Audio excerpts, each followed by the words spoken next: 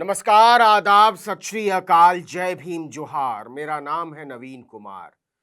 तो अभी भी किसी को शक है क्या कि नरेंद्र मोदी ने आराम के मामले में कुंभकर्ण को भी पीछे छोड़ दिया है और ऐश के मामले में रोम के राजा नीरो को देश में आग लगाकर बांसुरी बजाते हैं, दबाकर अपने महल में 56 भोग उड़ाते हैं, नरम गद्देदार बिस्तर पर तान कर सोते हैं और इसके बाद समय बचता है तो विदेशों की सैर करते हैं, दुनिया भर के राष्ट्राध्यक्षों के साथ अलग अलग पोज में फोटो खिंचवाते हैं और इसके बाद भी कुछ समय बच जाता है तो उसी विमान से चुनाव प्रचार के लिए निकल जाते हैं जैसे भारतीय सेना के पायलट उड़ाते हैं। उसी सेना के जिसके बहादुर अफसरों को नरेंद्र मोदी के निकम्मेपन, आराम तलबी और डींगे हाँकने की आदत ने परदेश की धरती पर फांसी के तख्ते तक पहुंचा दिया है।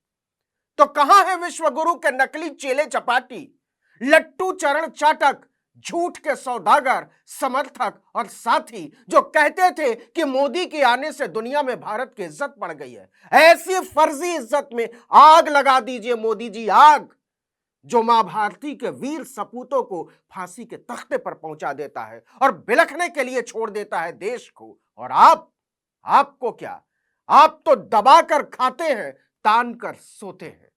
राजा से सवाल मत करना, नींद में खलल उसे बर्दाश्त नहीं, दाद देनी पड़ेगी। सैनिकों की शहादत और वीरता दोनों को सियासत के बाजार में वोट के लिए नीलाम कर देने वालों की डपोर शंकी की और निर्लज्जता की। इंडिया मोबाइल कांग्रेस में नरेंद्र मोदी ने कहा कि 10-12 साल पहले मोबाइल फोन की तरह ही सरकार भी हैंग हो जाया करती थी।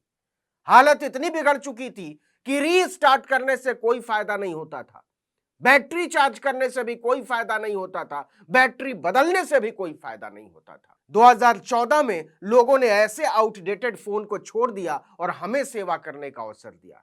इस बदलाव से क्या हुआ वो साफ दिखता है मोदी जी, सचमुच में साफ दिखता है। और दिख रहा है कि हमारा प्रधानमंत्री हैंग कर गया है, दिख रहा है कि हमारा विदेश मंत्री हैंग कर गया है, दिख रहा है कि हमारा रक्षा मंत्री हैंग कर गया है, दिख रहा है कि हमारा राष्ट्रीय सुरक्षा सलाहकार हैंग कर गया है।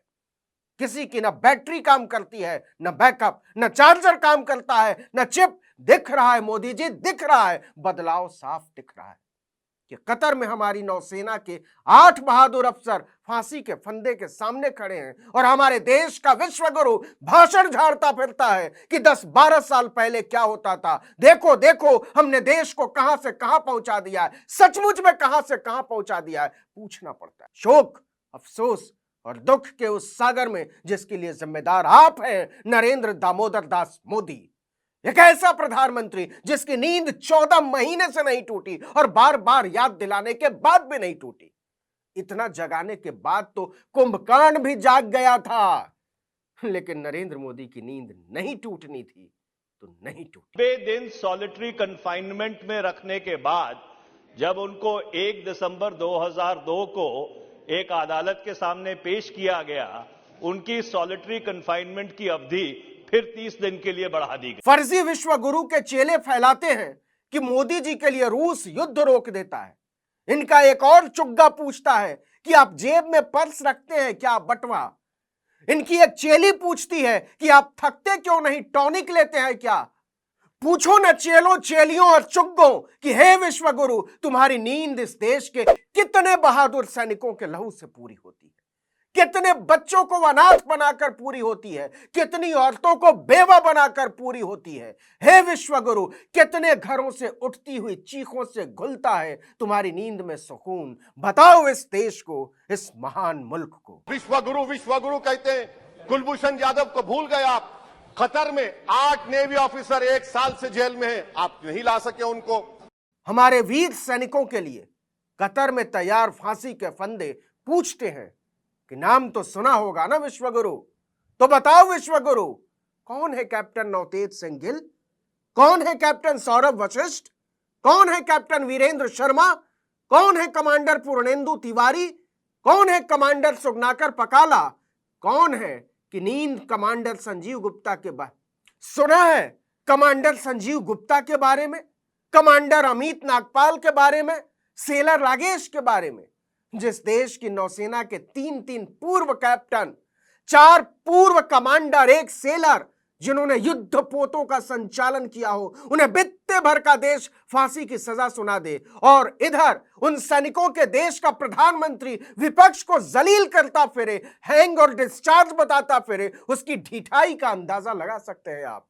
लेकिन नरेंद्र दामोदर दास मोदी के जीवन का लक्ष्य ही यही है।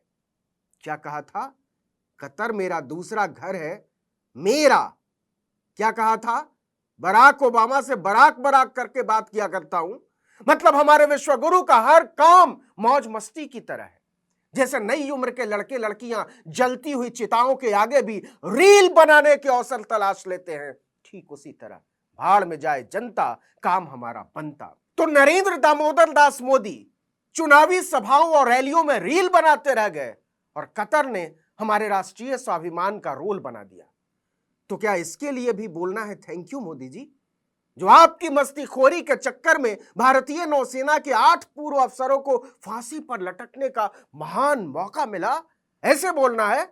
अरे हां, आपको तो पता भी नहीं होगा ना, दबाकर खाने के बाद शायद आप तान कर गहरी नींद में रहे होंगे जब कतर से खबर आई कि भारतीय नौसेना के इन जाबाज अफसरों को किसी भी समय फांसी पर लटकाया जा सकता है। और अकेले आप ही नींद में नहीं थे विश्वगुरु, आपके रक्षा मंत्री भी नींद में थे, आपके विदेश मंत्री भी नींद में थे, आपके राष्ट्रीय सुरक्षा सलाहकार भी नींद में थे। और इस सामूहिक नींद की दीवार से टकराकर लौटती रहीं बच्चों, बुजुर्गों और औरतों की चीखें। आप धन्य है सरकार, दबाकर खाइए और तान कर सोइए, आपसे यही उम्मीद थी, यही उम्मीद। और ना उनको बताया गया, ना उनके परिवारों को बताया गया, और शायद भारतीय दूतावास को भी नहीं बताया गया कि उनके खिलाफ क्या आरोप है। पता नहीं ये कैसा विश्वगुरु है जो कतर से ये नहीं पूछ पाया कि भाई ये तो बताओ हमारे जाबाजों पर लगे आरोप क्या है। कतर ने आज तक इसे सार्वजनिक नहीं किया है और हिंदी टेलीविजन के टुच्चे बताते हैं कि मोदी से हाथ मिलाने के लिए तरसते हैं अमेरिका के राष्ट्रपति। सिर्फ लोकल मीडिया रिपोर्टों में कहा गया है कतर में कि उन्हें इजराइल के लिए जासूसी करने के आरोपों में पकड़ा गया है, लेकिन इसके तथ्य कोई नहीं जानता, न भारत की सरकार को पता है, नरेंद्र दामोदर दास विश्वगुरु मोदी को। आपने तो वोट के लिए छुट्टियों पर गए सैनिकों की पवित्रता को भी बाजार में खड़ा कर दिया है ना मोदी जी। और जब वो कतर की धरती से मदद के लिए पुकार रहे थे तो आप दबा कर खा रहे थे, तान कर सो रहे थे।